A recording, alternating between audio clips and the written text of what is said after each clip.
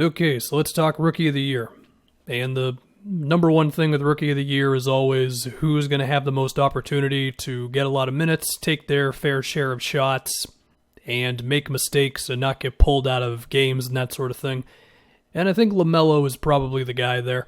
The only other guy who was picked in the lottery that I think could handle the ball as much as LaMelo is Killian Hayes, but all scouts, well, most scouts do not believe that Killian is as good as LaMelo, or they don't think that Killian is going to be as good right away. He might be a little bit more of a project, and that doesn't mean that nobody else is going to have opportunities to score. I mean, Obi Toppin is definitely going to get his fair share of shot attempts for the Knicks, but I just don't think he's going to be able to dictate things as much as LaMelo is going to be able to.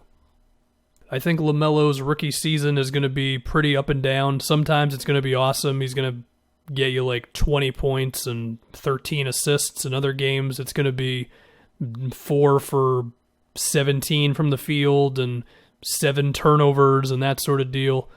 So we'll just see how that all evens out, but I think LaMelo is going to be able to do a lot of stuff. If we look at Anthony Edwards, he's going to be third in shot attempts. And I think my fear with Edwards is that he's just going to be spending a little too much time standing in the corner watching everything else go on around him.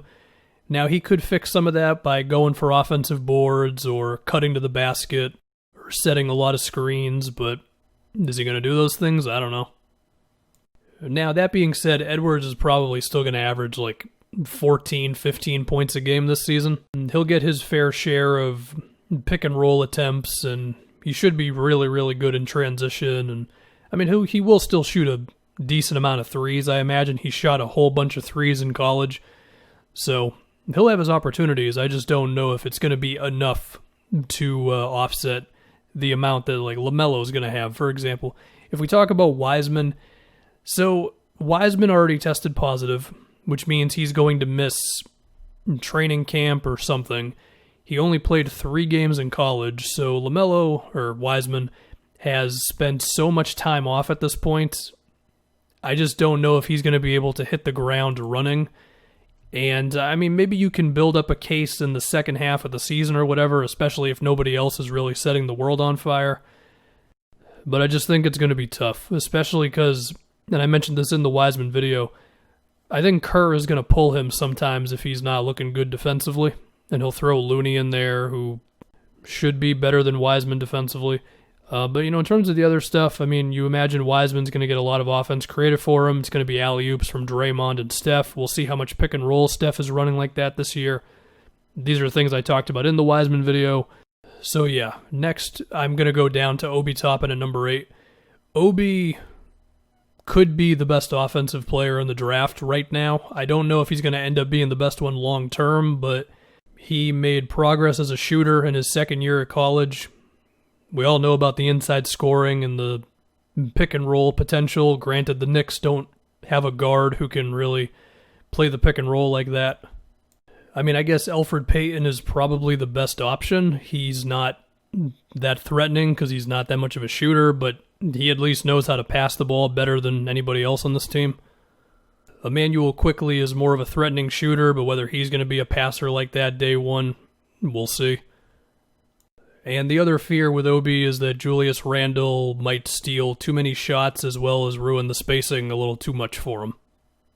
But Obi certainly got the talent to put up points right away. I mean, there's a world in which he can make an open three, straight dribble to the basket if you give him a little bit of space, roll to the rim, go for offensive rebounds, draw a good amount of contact, get to the free throw line. Now, defensively, he's probably going to be bad, which we'll see how that goes with Tibbs, but for the sake of Rookie of the Year, defense usually doesn't matter.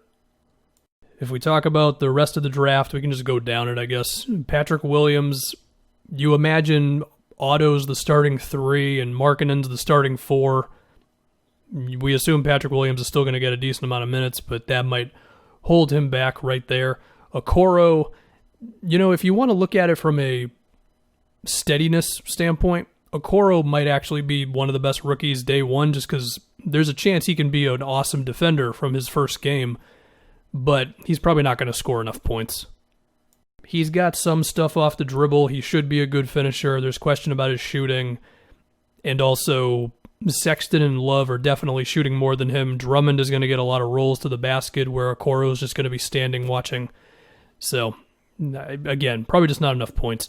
Okongwu, also probably not enough points, and he's coming off the bench. Killian Hayes, I mentioned that earlier. He's got probably more opportunity than other guys. Whether he's simply good enough right now, we'll have to see. We go to Denny at number 9. I mean, the Wizards are going to be the Westbrook and Bradley Beal show, and Denny might not be a good enough shooter right now for that.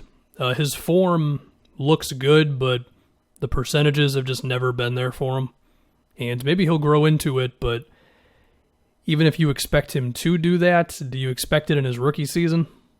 Now, he's got more potential to be a good passer and a good defender right away, but that usually doesn't get your Rookie of the Year. And then eventually we're getting down to Jalen Smith, who could be a shooter at the center position, but he's not going to get enough shot attempts for Phoenix. Devin Vasel at number 11. So there is a world in which Vasel can be a shooter as well as do some stuff off the dribble. If you dive into the footage enough in college, there were enough moments where he was kind of creating something. However, Popovich has not played rookies in the past. DeJounte barely played. Keldon Johnson hasn't played much. Lonnie Walker didn't play much his rookie season. That just might be the way Pop is.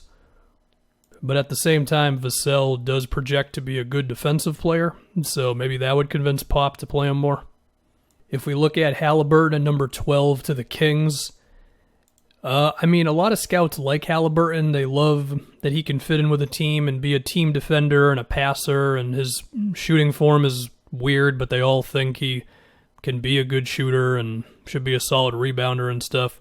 Those are all nice things. It might also mean you only average like 9 points as a rookie, especially when I look at the Kings starting 5 and I just don't really see a way to get Halliburton in there. I mean, it's Fox, Hield, Barnes, Bagley, some center.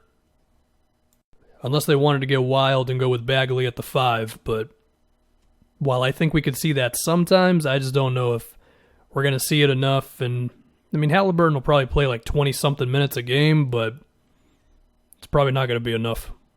And then you're looking at Kyra Lewis with the Pelicans. He's more of like a speed demon type of point guard. I just don't think he's going to play enough. 14, we got my guy Aaron Nee Smith with the Celtics.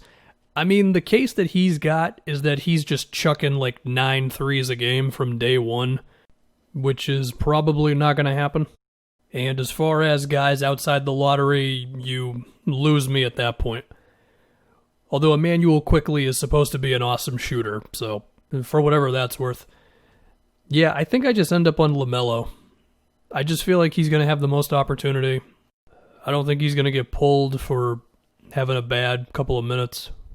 And when I look at the 2 other guys who I think are right there with him, in Obi Toppin and Anthony Edwards, like, if Obi Toppin's not bringing it defensively, Thibodeau is definitely pulling him. Like, Tibbs doesn't care if you're the first pick in the draft. If you are flying around not knowing what to do, you're going to be sitting on the bench.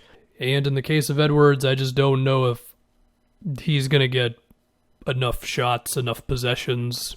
He's definitely going to get enough minutes, but yeah, you get it. So, yeah, LaMelo Ball. I did predict Lonzo for Rookie of the Year. Very wrong on that one. I feel like I've kind of cornered myself into being a Ball brothers fan.